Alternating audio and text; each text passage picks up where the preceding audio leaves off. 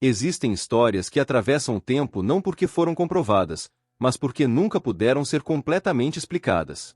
Entre elas, há uma narrativa que surge apenas em fragmentos, em diários de bordo mofados e em relatos sussurrados por aqueles que afirmavam ter visto algo que desafia a biologia.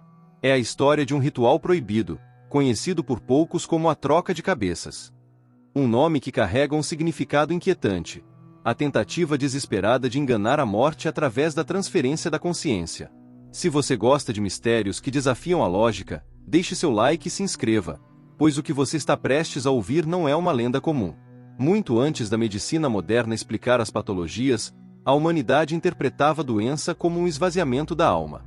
Em diversas culturas antigas, acreditava-se que a vida não estava espalhada pelo corpo, mas concentrada no crânio, o trono do espírito. Quando alguém importante adoecia, não se dizia que seus órgãos falhavam, mas que sua centelha estava se apagando. E se essa centelha era uma forma de energia, a lógica da época sugeria que ela poderia, teoricamente, ser colhida e transferida para um novo receptáculo.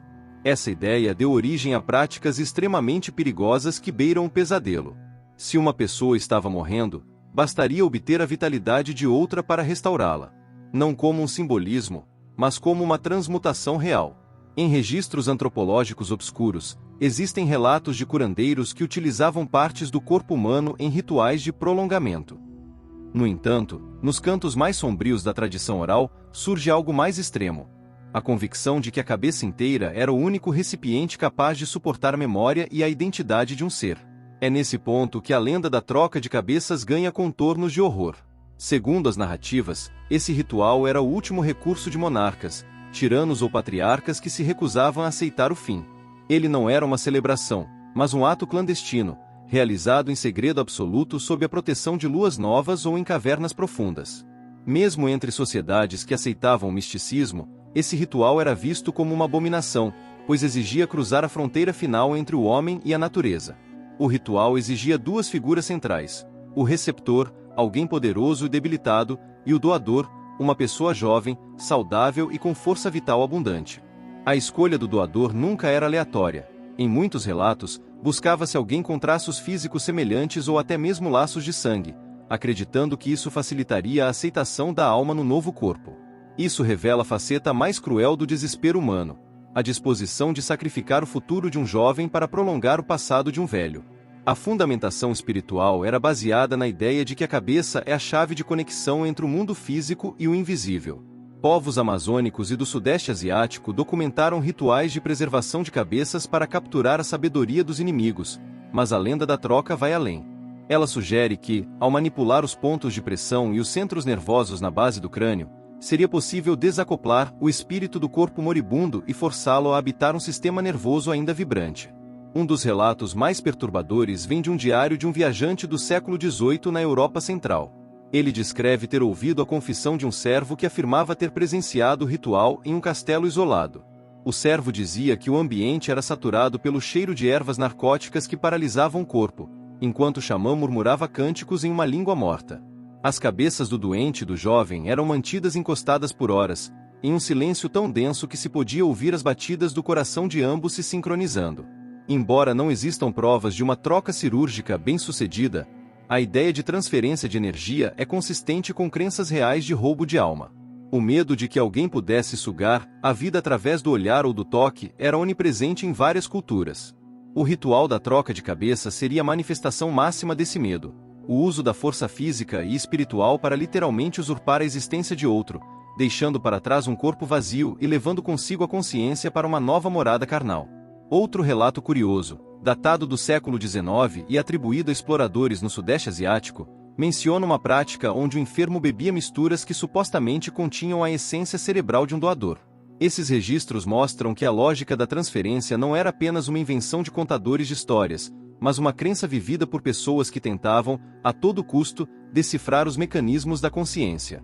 Eles acreditavam que a inteligência e a vontade de viver poderiam ser ingeridas ou absorvidas. Com o avanço da ciência e a imposição de novas leis e religiões, essas práticas foram caçadas e proibidas. O que antes era considerado um conhecimento oculto de sobrevivência passou a ser visto como loucura e barbárie. No entanto, quando algo é proibido, ele raramente desaparece. ele apenas se transforma em sombra. O ritual deixou de ser uma prática ativa para se tornar uma história contada em noites escuras, servindo como um aviso sobre os perigos da vaidade e do apego à vida. Hoje, o ritual da troca de cabeças funciona como um símbolo do medo humano mais visceral, o medo da aniquilação total. Esta história não é sobre anatomia, mas sobre o desespero de quem não aceita o ciclo natural. Ela nos faz questionar até onde o ser humano é capaz de ir quando a luz de sua consciência começa a piscar. A lenda sobrevive porque toca na ferida aberta da nossa mortalidade, sugerindo que o mal não está na morte, mas naquilo que fazemos para fugir dela. Um dos relatos mais aterrorizantes que circulam em fóruns de creepypasta e canais de true crime sobrenatural descreve a história de uma jovem que foi atraída para o ritual sem saber. Ela conta que, após a morte de uma tia distante que nunca conheceu, foi contatada por advogados para receber uma herança milionária, uma mansão isolada no interior. A única condição era que ela passasse uma noite na casa antes de assinar os papéis. Seduzida pela promessa de uma vida fácil, ela viajou para o local, sem desconfiar que a propriedade era apenas uma isca e que sua tia, uma ocultista obcecada pela juventude, já havia planejado sua sucessão muito antes de morrer. Ao chegar na mansão, a jovem foi recebida por antigos funcionários da tia, que agiam com uma polidez excessiva e perturbadora. Eles a guiaram para um jantar sumptuoso, onde lhe serviram um vinho com gosto metálico e adocicado.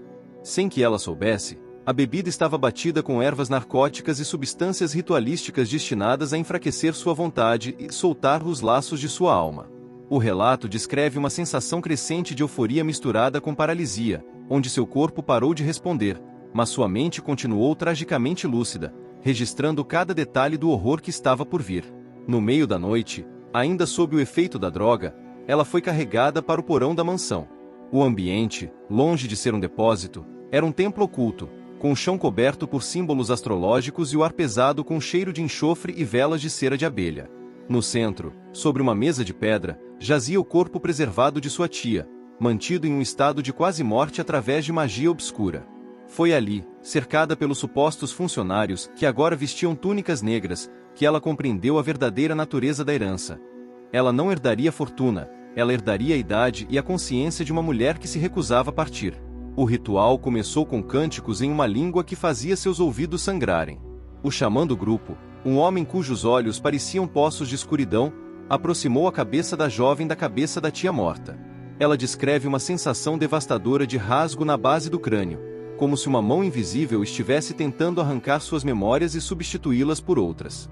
O relato foca na tortura psicológica de sentir sua própria identidade sendo apagada, onda por onda, enquanto pensamentos de uma vida que não era sua, cheia de vícios, segredos e crueldade, começavam a inundar sua mente, como um parasita tomando conta de um hospedeiro.